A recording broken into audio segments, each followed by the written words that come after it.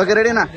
రాష్ట్ర వ్యాప్తంగా పెండింగ్ లో ఉన్నటువంటి డిగ్రీ, పీజీ, ఇంజనీరింగ్ చదువుకున్నటువంటి విద్యార్థులకు 6,400 కోట్ల బకాయిలు విడుదల చేయాలని చెప్పేసి యువగలం పాదయాత్రలో హామీ ఇచ్చినటువంటి జీవో నెంబర్ 77 రద్దు చేయాలని చెప్పేసి ప్రధానమైన డిమాండ్ల చేత ఏఐఎస్ఎఫ్ రాష్ట్ర సమితి పిలుపు మేరకు అనంతపురం జిల్లా కళ్యాణదుర్గం నియోజకవర్గంలోని ఆర్టీఓ కార్యాలయం దగ్గర మరి వందలాది మంది విద్యార్థులతో ధర్నా కార్యక్రమం చేపట్టడం జరిగింది. ఏదైతే ఎన్డీఏ ప్రభుత్వం అధికారంలోకి వచ్చిందో ప్రతిపక్షంలో ఉన్నటువంటి సమయంలో ఇంటింటా ఊరూరా తిరుగుతూ ప్రస్తుత విద్యాశాఖ మంత్రి నారా లోకేష్ గారు మన ప్రభుత్వం అధికారంలోకి వచ్చినటువంటి వెంటనే విద్యార్థుల కష్టాలు తీరుస్తాము అని చెప్పేసి మరి యువగలం పాదయాత్రలో ఏదైతే పెండింగ్ లో ఉన్నాయో 6,400 కోట్ల బకాయిలు విడుదల చేస్తామని చెప్పి విద్యార్థుల తల్లిదండ్రులకు హామీ ఇచ్చారు. ఇవాళ అధికారంలోకి వచ్చి విద్యార్థుల తల్లిదండ్రులతో విద్యార్థుల ఓట్లు వేయించుకొని గద్దెనెక్కినటువంటి ఎన్డీఏ ప్రభుత్వం ఇవాళ ఏడాది పూర్తయినటువంటి సందర్భంగా సుపరిపాలన చేసుకుంటా ఉన్నారు. కానీ విద్యార్థుల కష్టాలు ఏమాత్రం కూడా ఆలోచించాలని చెప్పి ఈ సందర్భంగా తెలియజేస్తున్నాం. ఇవాళ కోర్సు పూర్తి చేసుకున్నటువంటి విద్యార్థులు సర్టిఫికేట్ల కళాశాలలో విద్యా సంస్థలో ఇవ్వక కూలీ నాలి పని చేసుకుంటున్నటువంటి పరిస్థితి ఈ రాష్ట్రంలో నెలకొంది. ఒకవైపు డిగ్రీ పూర్తి చేసుకున్నా కూడా మాకు సర్టిఫికేట్లు రాక ఇవాళ ఉన్నత చదువు చదవలేటువంటి పరిస్థితి ఈ రాష్ట్రంలో నెలకొంది.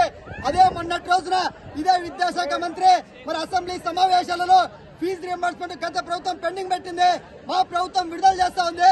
2,000 పైసలకు విడుదల చేస్తున్నారు, మరొక దఫా విడుదల చేస్తామని చెప్పి రాష్ట్ర బడ్జెట్ సమావేశాల్లో ఆర్థిక శాఖ మంత్రి స్వయంగా ప్రకటించినప్పటికీ నేటికి కూడా 2,000 కోట్ల పైసలకు ఇంతవరకు విద్యార్థుల ఖాతాలో జమ కాలేదు. కేవలం ఆ ప్రకటించిన డబ్బులు మరి కేవలం పేపర్ ప్రకటనగా పరిమితం అవుతాయా, లేదంటే విద్యార్థుల ఖాతాలో జమ చేస్తారా అని చెప్పి ఏఐఎస్ఎఫ్ అడుగుతా ఉన్నాం. ఇప్పటికైనా కూడా రాష్ట్ర ప్రభుత్వం విద్యార్థుల కష్టాలు ఆలోచించి విద్యార్థులకు పెండింగ్ లో ఉన్నటువంటి 6,400 కోట్ల ఫీజు రింబర్స్మెంట్ బకాయిలు విడుదల చేయాలని చెప్పి ప్రధానంగా డిమాండ్ చేస్తున్నాం. అదే విధంగా యువగలం పాదయాత్రలో నారా లోకేష్ గారు ఇచ్చినటువంటి జీవో నెంబర్ 77 హామీని అమలు చేయాలా. జీవో నెంబర్ 77 తీసుకురావడం వల్ల పేద మధ్య తరగతి చదువుకున్న విద్యార్థులు ఉన్నత చదువుకు దూరమైనటువంటి పరిస్థితి ఈ రాష్ట్రంలో నెలకొంది. ప్రధానమైనటువంటి మూడో అంశం ప్రభుత్వ జూనియర్ కళాశాల అభ్యసిస్తున్న విద్యార్థులు గత ప్రభుత్వంలో ఉదయం 9:30 నుంచి 4 గంటల వరకే కళాశాల కొనసాగించేవారు.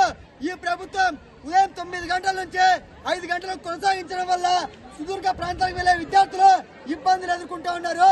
ఈ డిమాండ్లన్నీ కూడా పరిష్కరించాలని చెప్పి ఏఐఎస్ఎఫ్ ఆందోళన కార్యక్రమాలు చేపడుతున్నాం.